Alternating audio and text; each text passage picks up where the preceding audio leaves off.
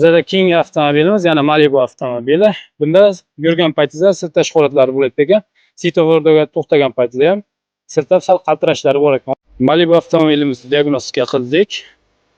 Mashinani zavod qilgan paytimizda tablosiga aytib o'tdingizlar. Tablosi 500 оборотga tushib, ko'tarilib, tushib, ko'tarilib. Даже svetoforlarga to'xtab turgan vaqtida mashina ayrim holatlarda uchib qolish holatlari ham bo'ladi.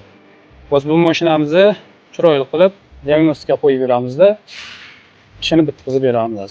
Malibu avtomobilimiz bo'ldi. Bu Malibu avtomobilimiz 2 litr turbo. Buni drossaning zaslonkalarni yechdik, yechib tozalab joyiga qo'ydikda, shu bilan birga kompyuterga komandasini berdik. Bu mashinani tashlarini tekshirib ko'ramiz. Boshlarni ichida boshi idealni, strelkasi mana bitta tochkada turibdi. Hech qanday o'zgarib ketdi, bunaqa narsalar bo'lgan yo'q. Qolgan taraflarni ham diagnostika qildik. Вообще zo'r mashinani. Gaz bergan payti ham aytganini qiladi. Svetoforga borganda ham yoki bo'lmasa razvoratga kelganda ham hech qanday uchib qolib yoki qaltirashlari bo'lmaydi. Avtomobilimizda endi klientga topshiramiz.